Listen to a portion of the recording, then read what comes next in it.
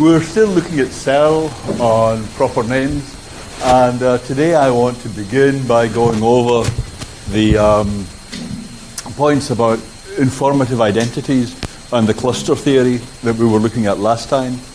On Searle's kind of picture, and this is quite plausible, you see why he says this, that if you've got a name in your vocabulary, you understand this name, then what's fixing the reference to the name is typically not what you think, but the cluster of descriptions associated with that name by the community. So you're not quite in charge of the word, you're using the name the same way everyone else uses it. And that's obviously so for names of people in public life, for people that you talk about from the news. Oh my God. Maybe I shouldn't.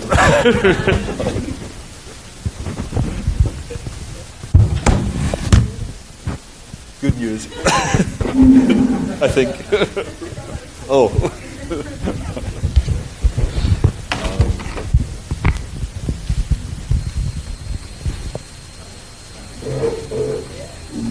Okay.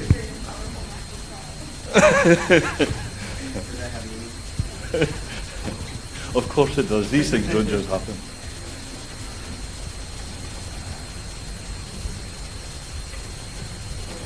Let's take it from the top. So this is theory of meaning. We're going to do the Searle thing, and we're talking about how informative identities have to do with what the individual's take on the objects is, and on the other hand, the reference of a name on Searle's picture is getting fixed by the community. I mean, it's certainly possible that you could associate the same descriptions with two names, but wonder whether the community does. That's to say, if you take a remark like Tully is Cicero, actually I never heard of Tully and Cicero outside the context of philosophy examples. I don't wish to seem like some barbarian, but there you go, that's the truth. And if you ask me what I associate with the name Tully, it's some Greek. And if you ask me what I associate with the name Cicero, it's some Greek.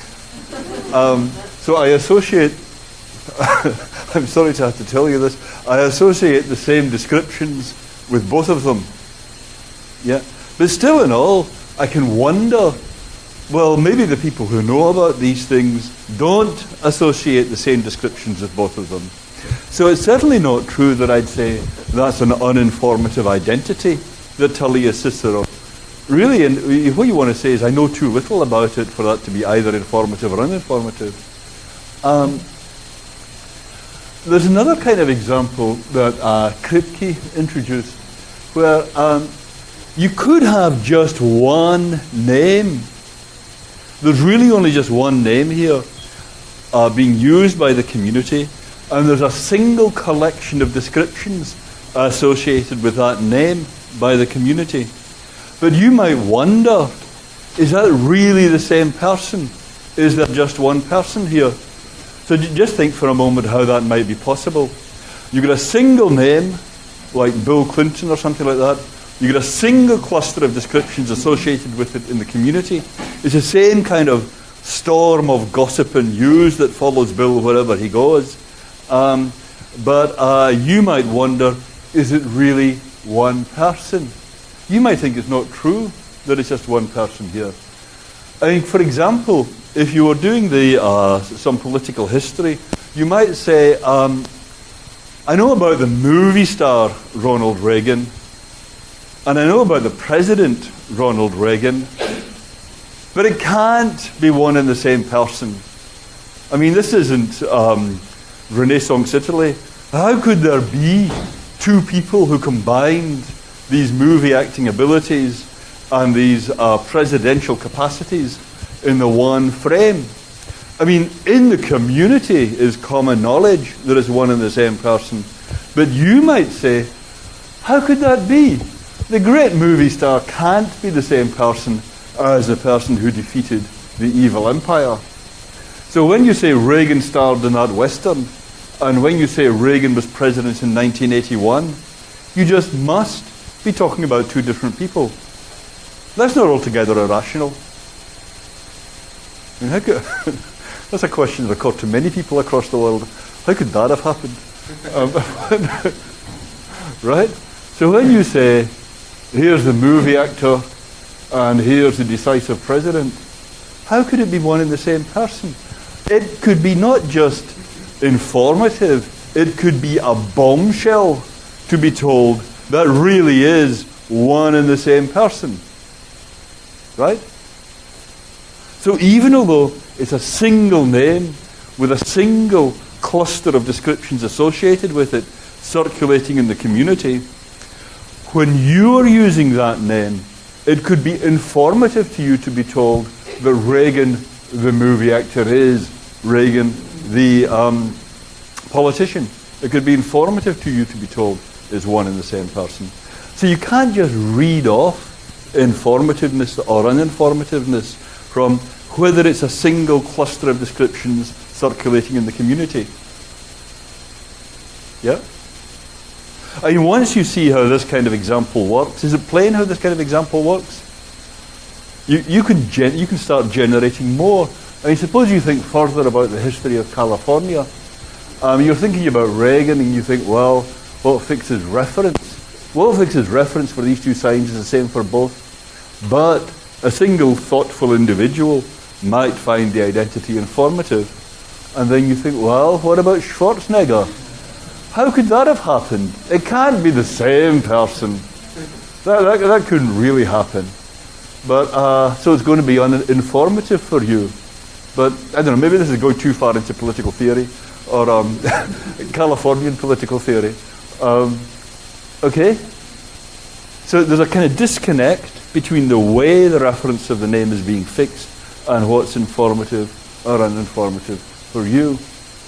So I think when you bear this kind of point in mind, if you look carefully at what Searle is saying in that article about informativeness and uninformativeness, really none of it actually seems to work. And here is Searle on informativeness. He says, consider your original identity. Tully is Cicero. A statement made using this sentence would, I suggest, be analytic for most people. The same descriptive presuppositions are associated with the name. But it's right to say that for most people, if assuming I'm typical, the same descriptive presuppositions are associated with the name, because we all associate something very minimal with it, like some Greek. But that doesn't mean we regard this as trivial or analytic or a priori. Well, that must definitely be true. I mean, otherwise, all the names of Greek figures that you've dimly heard, you'd regard all those identities as analytic. That can't be right. Yeah? So Searle is assuming that the identity is uninformative when the speaker associates the same descriptions with the two uses of the name. That would only work. You can see why he says that, but that would only work if it was which descriptions you associate with the name that's fixing reference. But the whole point of a social theory is not what you think about the reference of the name that matters. It's what's going on in the community from which the language comes. It's a socially determined cluster of descriptions that is fixing the reference. So two terms could have two different socially determined clusters associated with them, like Tully and Cicero. Maybe the Greek scholars all think they're very different, and maybe nowadays it's thought actually they were different people. But I, as an individual, might be associating the same descriptions with the two names.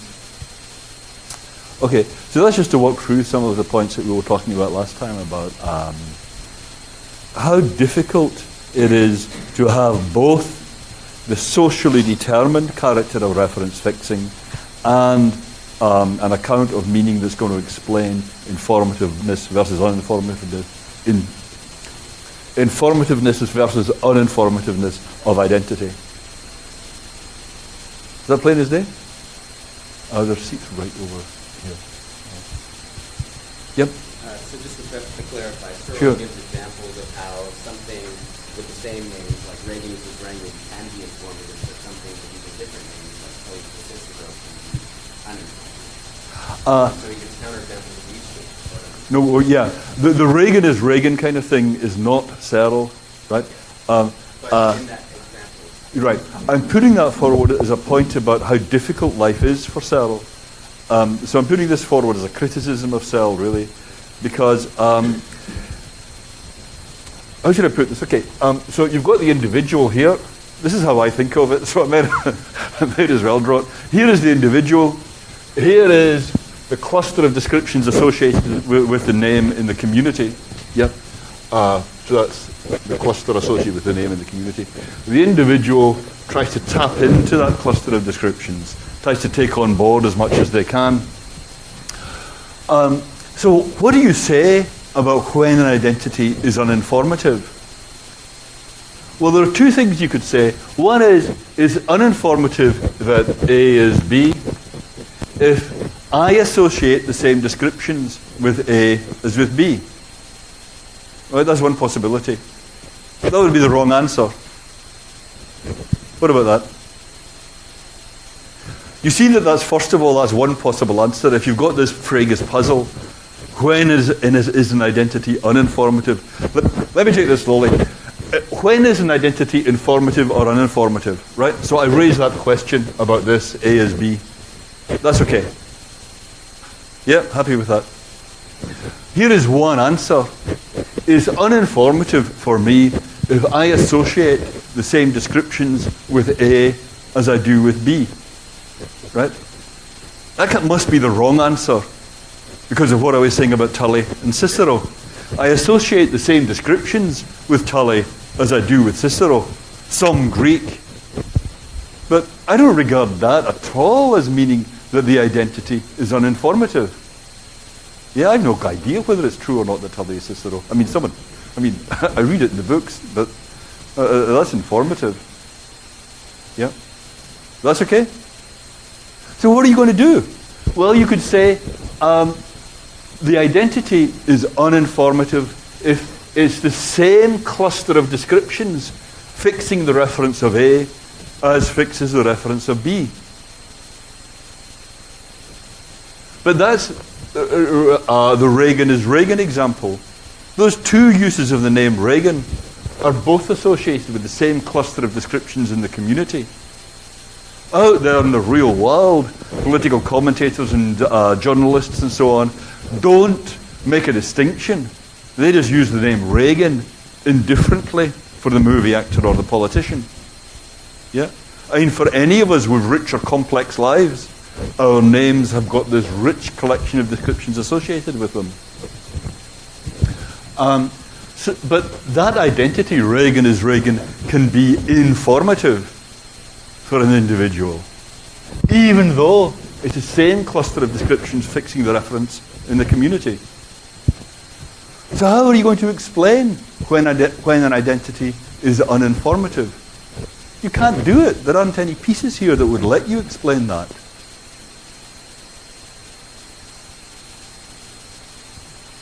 It's a really hard question.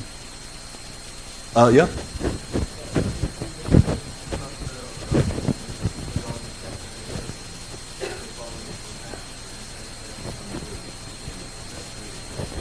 Yeah, you could say the Greek call. Well, in that case, if you make it like that, then there probably aren't any definite descriptions I associate with Tully and with Cicero. I mean, the suggests uniqueness, right? And I don't think I know anything that would be unique about them. Maybe they weren't even called Tully or Cicero. You see what I mean? Maybe the Greeks called them something quite different. I don't wish to completely destroy my credibility here, but I have no idea, frankly, what the Greeks called them, or if those names were invented in the 19th century or something. Yeah. So in that case, I'd have to say, well, I associate with Tully 0 definite descriptions, and with Cicero 0 definite descriptions. So that's the same. Doesn't make it uninformative that Tully is Cicero. Yeah. Or even if there is something, won the Battle of Xerxes or something like that's even if I got one definite description I associate with each, that's not going to mean I regard the identity as informative if it's different definite descriptions, because these might be just two stray things that everybody who knows anything about ancient Greece knows that it's actually one and the same person. These are just notational variants, these two names. They're just, really when you trace it back, they're just different ways of spelling the same thing. That could be, it could really be a trivial thing, the Tully and Cicero. Yeah, for all you can tell looking at what descriptions I associate with the names. Yeah, 1, 2.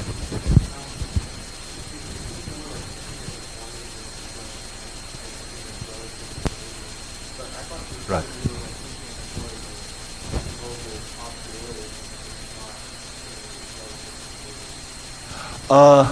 If it's an a priori truth, it's that's right. If it's an a priori truth, it doesn't really depend which individual it is. Yep. But my point is, informativeness seems to is known. If it's knowable a priori, knowledge is a characteristic of an individual. Is the individual that knows or not. So in that sense, it's a property of individuals. Whether because you're talking about whether an individual can know this a priori. Yeah. And my point here is that whether an individual can know this a priori is not determined by what's going on in the society at large. Because what's going on in the society at large is one thing, and what's going on in my head is another. Yeah. But for knowledge, what's going on in my head, it seems to be very important. Yeah. Yep.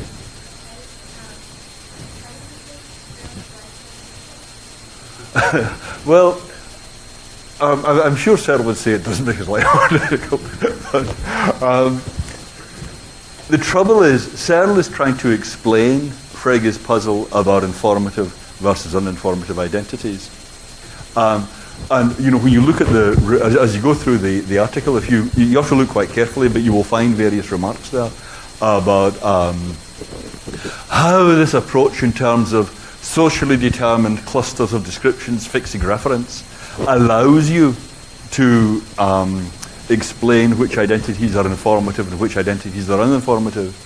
And my point is it doesn't, because looking at the level of the whole socially determined cluster means that, well, in the case of Reagan or Schwarzenegger, you've got one socially determined cluster fixing reference, but the identity could be informative. Yeah? And if you look at the level of the individual, what's going on with things like Tully and Cicero, then the person associating the same descriptions with the two names doesn't make the identity uninformative. Yes.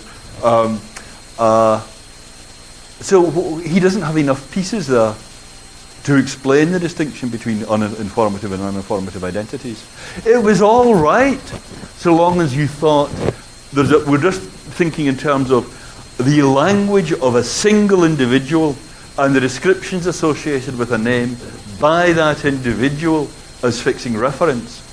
Then you could say, if I associate the same descriptions with two uses of a name, then it must be the same thing, and otherwise the identity is uninformative.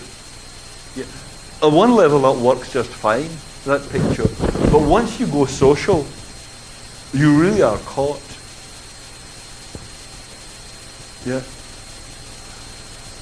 Yep.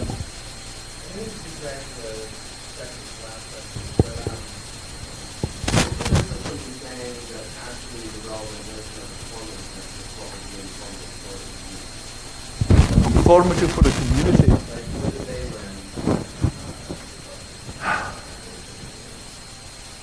Yeah. I wouldn't want to deny, I mean, it does go back to the question, because I was saying, well, knowledge is something the individual has. Yeah? But when people are talking about scientific developments, well, we now know that the Higgs boson exists, and you're not talking about the knowledge any one individual has. You're talking about the knowledge that the community as a whole has. Yeah, so something like that. Then you might indeed be able to say, well, we know this or we know that, and talk about knowledge as something that the collective has. We now know that Tully is Cicero, or that Tully was not Cicero. Yeah. The thing is, that was not how Frege stated it. Yeah. Frege's problem was about the knowledge an individual has. Yeah.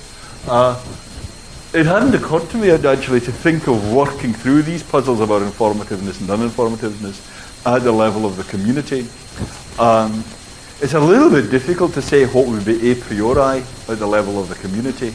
I mean, for most people, was it a hard-won discovery that this successful politician was indeed the movie actor? You know, were most people aghast when that was pointed out? Or was it pretty generally known the whole time? There are going to be difficult questions there. With Tully and Cicero, was the community of ancient historians enthralled by the discovery that Tully is Cicero? Or was it something that everybody has known since work on ancient Greece began? Yeah.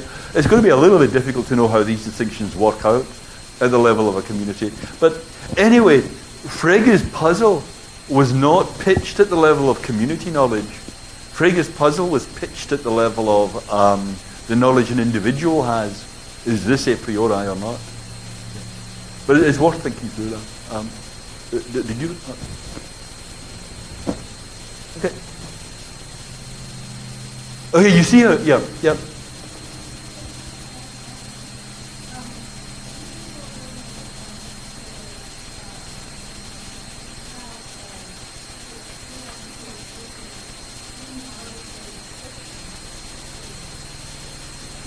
That's right. That's right. I mean, if I'm going to use a name like Bill Clinton and tell you all kinds of scandalous stories about Bill Clinton, if at the end of the day it suddenly turned out I was using Bill Clinton as a name for my next door neighbour, I could still be sued. It really wouldn't help. I don't have that right to just associate any description I like with a name.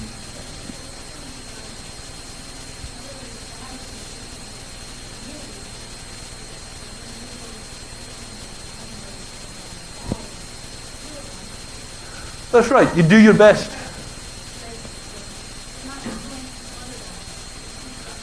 That's right. That's what you're trying to do. You're trying to take on board as much of this as you reasonably can.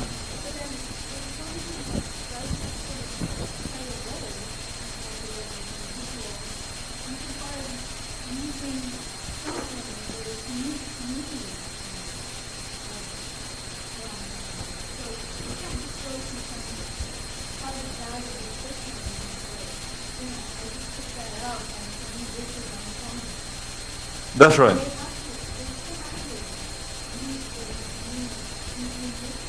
Yeah, that's right. Well, I mean, if you're going to be responsible in your use of language, that's what I mean about that Bill Clinton example I just gave. You've got to be responsible in your use of language. And that is a matter of trying to tap into what's going on socially. Yeah. But in a way, the question about informativeness or uninformativeness comes up after you've done that. After you've acquired a mastery of the name, which identities are going to be informative and which are going to be uninformative. Yeah. Yeah. But it's important to think about the mechanics of the process you're describing. Okay. Okay, well, for just a minute now, I want to kind of pan back and look at the kind of framework in which we're thinking about language here. So this is a really important idea that for the moment is guiding everything we do. That knowing the meaning of a statement is knowing what has to be the case for it to be true.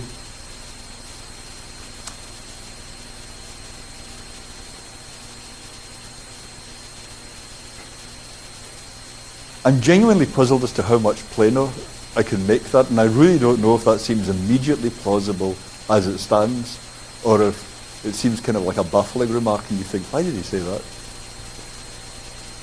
Can you put your hand up if that seems reasonable enough?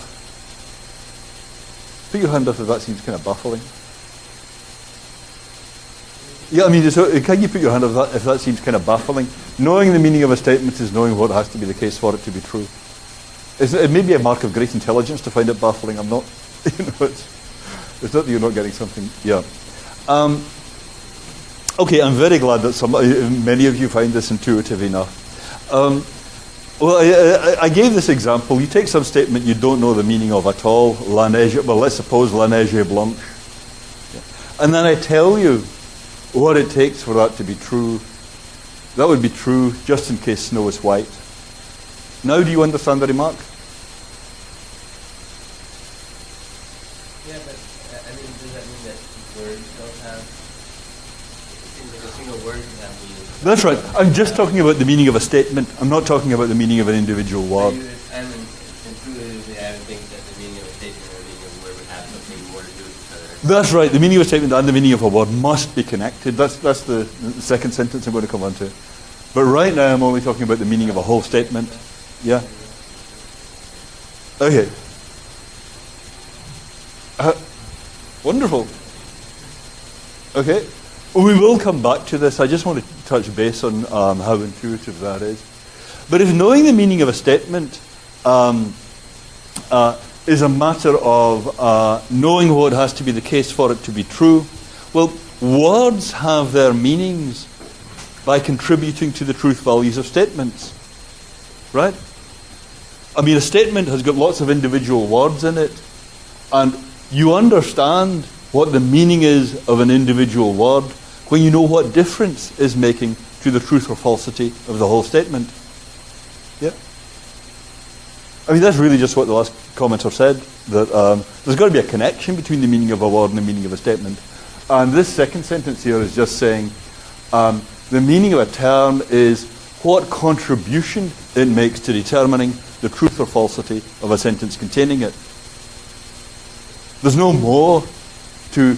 I'm using semantic value there. That's not a term that's used in the literature that we're looking at, but this is just a definition of semantic value.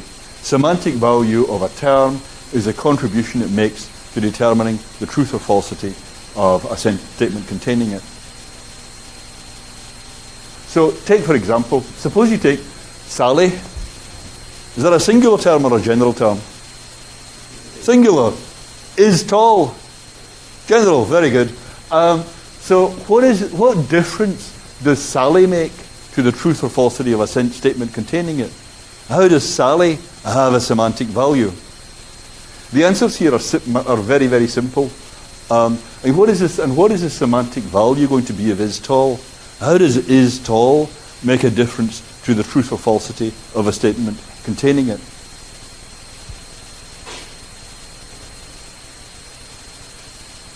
You have a shot? No one has a shot? Okay, you're probably thinking the answer. I would like you to think about this for just a second. What is the semantic value of Sally? What is the semantic value of is tall? How do these terms make a difference to the truth or falsity of statements containing them?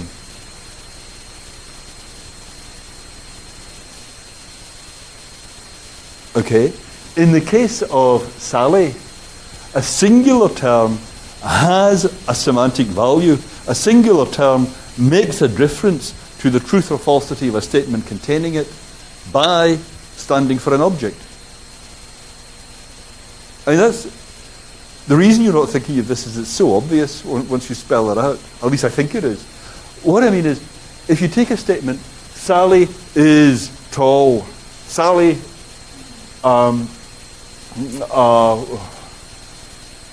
Sally is wearing a coat.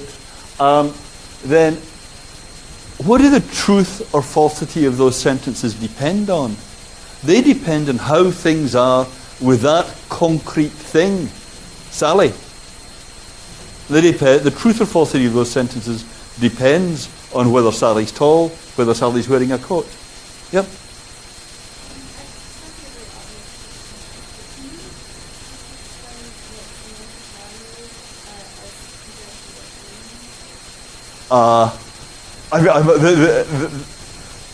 The way I've explained it so far, having a semantic value and having a meaning are the same thing.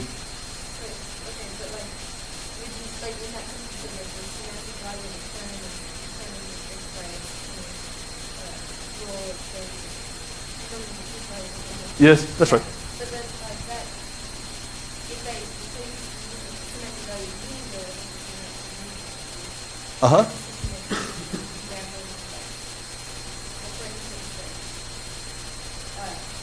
like a child that learns a few words, and like maybe they learn the word more. A child learns the word more, okay? And then like they learn the word more. Yes. Right. But it seems like they might know what more means without knowing anything about The truth of I don't know. Maybe that's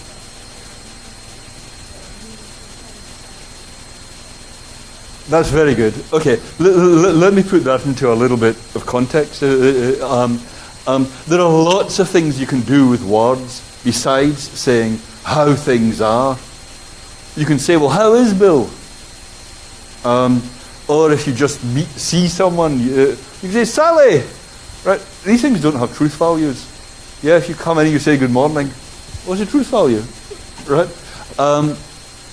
But a background idea here is note that there's something basic about the fact-stating use of language. So that if you take something like a command to shut the door, yeah, or stating that a door is shut, or if I say you put the lights on, yeah, well, take the assertion, are the lights on? Suppose I explain to you what the meaning of that is in terms of, suppose I explain to you the meaning of the lights are on. Yeah. So now you know what all those words mean, now you know how to use them in a statement. And then you say, and now I say to you, well, could you put those lights on? And you say, but I've no idea what that means. All you told me about was how to use those words in a test or a command. Or if I say to you, are the lights on? You say, yeah, but I only know about the fact-stating use of words. Yeah, I don't know about how they're used in questions. There's something crazy about that. I mean, once you know how the words figure to fact-state, then you know how to use them in questions or commands. Come back. I just want to get to your more example because it's a great example. So you got a child saying more. Yeah. Then the child can can say more, and that's like a request or a command. Yeah. And you give the child more. I mean, this is not theoretical. You give the child more, and the child says more, and you say that is more. I just gave you more, right? And you can certainly have a child at a level where it knows to say more when it wants more, but it doesn't have it, the fact-stating thing. That is more. You got plenty there. That's more. Yeah? And that's what I mean. There's some sense in which the child doesn't really understand more. It doesn't know what it is for there to be more there. Yeah? Until it's got it, when it can say, yeah, no, I've got more, or no, I still don't have more. You see what I mean? But come back. I'm not trying. I just wanted to get to your more example. I don't want to. Yeah.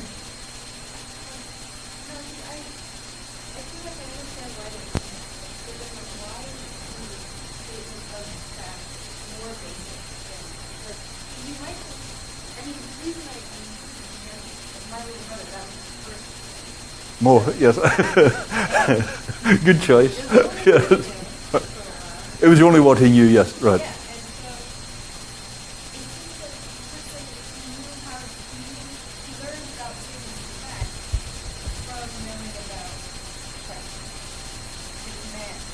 That might well be true. That might well be true that you kind of bootstrap your way into language by getting the requests first, yeah, by getting your negotiations about what you need or want first. But still, in all, the structure that you're getting in the language is defined ultimately by what's going on at the fact-stating level.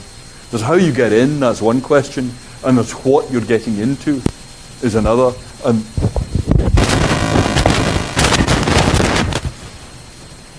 Excuse me, is with that second question, what you're getting into. that you see the appeal of the fact-stating level being basic. Okay? Okay. So if that's semantic value, okay, so the semantic value of Sally, what's the semantic value of Sally? How does Sally make a difference to the truth or falsity of statements containing the name? By referring to something, right? That's what reference is. It's when you're making a difference to the truth or falsity of the sentence by standing for an object. If Sally stands for one object, that's going to make one contribution to the sense of to the truth condition of the sentence. If Sally stands for a different object, that will make a different contribution to the truth condition of the sentence. What about is tall? Well, not to make a mystery of it, I don't want you to talk too much over this, but is tall doesn't stand for an object. It has a semantic value in quite a different way. And what you really need for a general term is some kind of map from objects to truth values. So that you put in Sally there, that's the name of one object, and the is tall maps that onto true. You put Bill in there, and the is tall maps it onto false. You see what I mean? This is a very simple idea, but it's a really basic idea, that the meaning of a general term is a map from objects onto truth or falsity. Okay, I'll tell you in a minute why I'm saying all this. Okay, but that's about the general framework we're using here. So the general question we're raising here is all about how singular terms get tied up to objects. And there are all these different kinds of singular terms we've been looking at. And Frege is saying the way it goes is that the sign gets hooked up to the reference by the sense, whatever exactly that is. But it's getting onto the reference that's the important thing, because it's by having a reference that the name has a semantic value. Now, if you had a simple view where you don't have the sense, you've just got the reference, then you couldn't have meaning without reference. If you had only no level of sense, but only the sign and the reference, you couldn't have meaning without reference. But the way I've just been describing it, you can't have meaning without reference anyway. Frege says, in grasping a sense, you're certainly not assured of a reference. If you take descriptions like the celestial body most distinct from the Earth, or the least rapidly convergent series, you can have meaning without reference. But if meaning is truth condition, it's very hard to see how this works. So look, let me give an example. Suppose I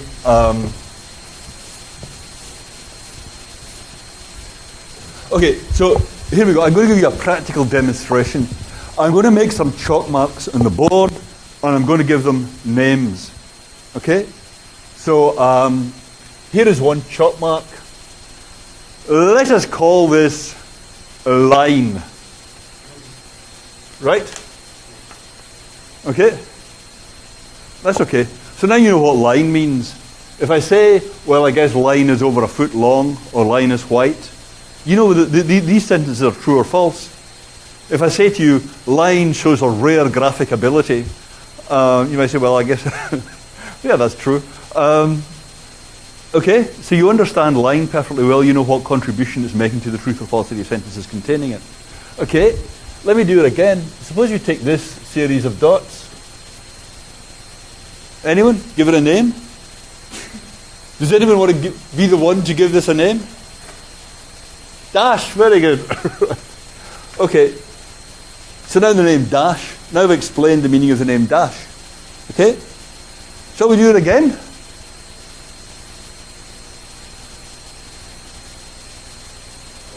Oval, okay, very good. Okay, so you understand the meanings of all those names, right? Now, let me do this just one last time. So, here is smudge. Okay.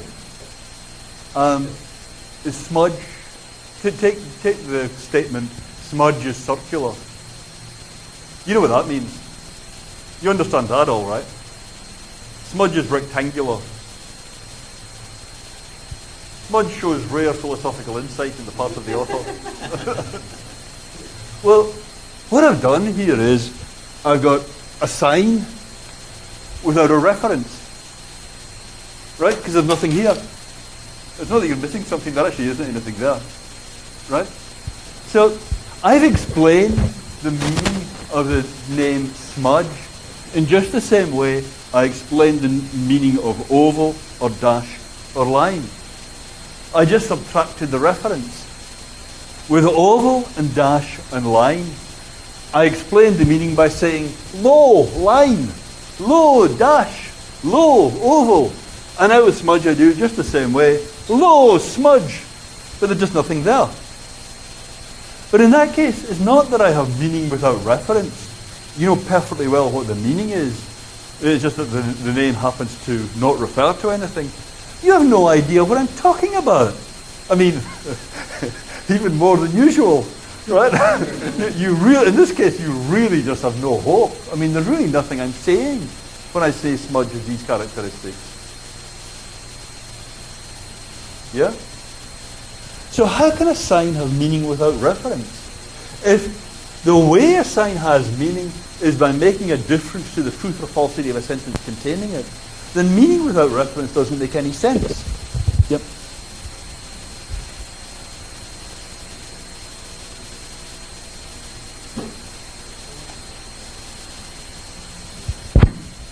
Yeah, Frege has this example of the Reese rapidly convergent series.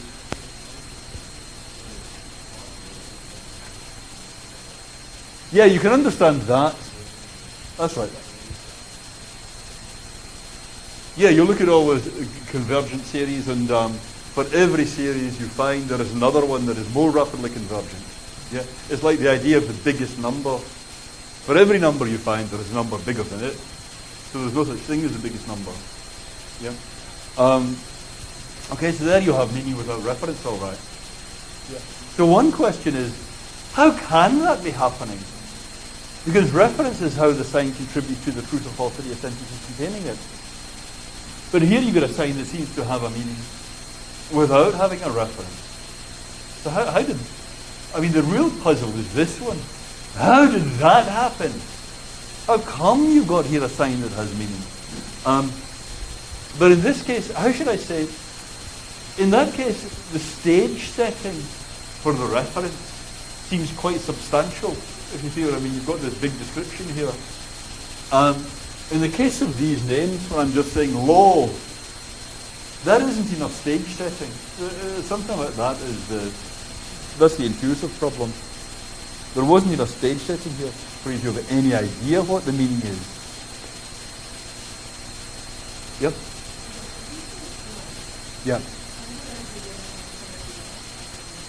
Uh-huh. Right. Right.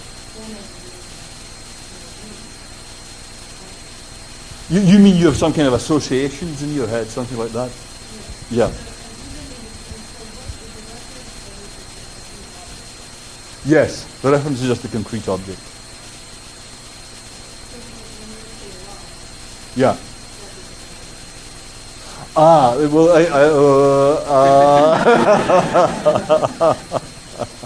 joy. No reference. Yes, I would argue that of course they have a reference. Yeah, but the thing is, concrete object. Well, quite a concrete object. There is such a thing. Right. That's probably the right way to put it. There is such a thing.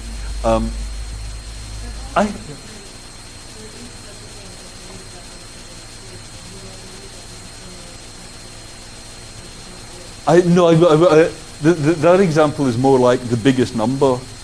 There is no such thing as the biggest number. Yeah, and least rapidly convergent series is like that. There is no such thing as a least rapidly convergent series. So the concrete object, I think this actually goes back to what we're talking about with ideas, the associated ideas. When I write down smudge, you may have a whole bunch of free associations. Yeah, but the thing is that we wouldn't take your free associations or my free associations to either of them be definitive about the truth or falsity of the statement. Yeah? So if I say, well, what I imagine something shaped like a concertina. Well, all right, but that doesn't mean I'm right and you're wrong.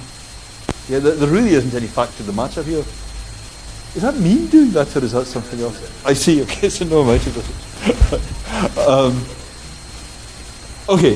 Yes. So it seems to me that you can have some of these things could be references not that they're exact objects, but that they're very definitive ideas, like infinity, or at least rapidly converting series. You may not exactly be able to pin it down, but it is an idea that you can have that is specific enough to use, like pi. You can't really know exactly what pi is, but you can use it to the point where it is an object or an idea. No? Is that unfair to say? I think pi is a little bit different. I mean, there is such an... Well, no, there is such a thing as infinity too. In fact, there are lots of infinities. That's all right. It's not a number, but that's a natural number, but that's a different thing. That's a different point. Yeah, yeah. The thing that doesn't exist is the biggest natural number. You see what I mean?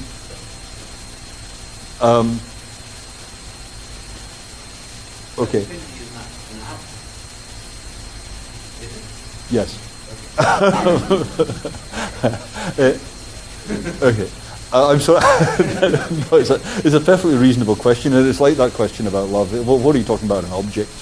Yeah. For present purposes, an object is something which, if you refer to it, it makes sentences containing that name determinately true or false.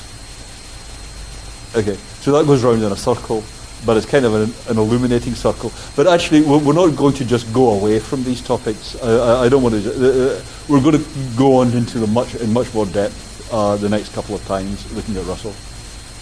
Okay, thanks very much.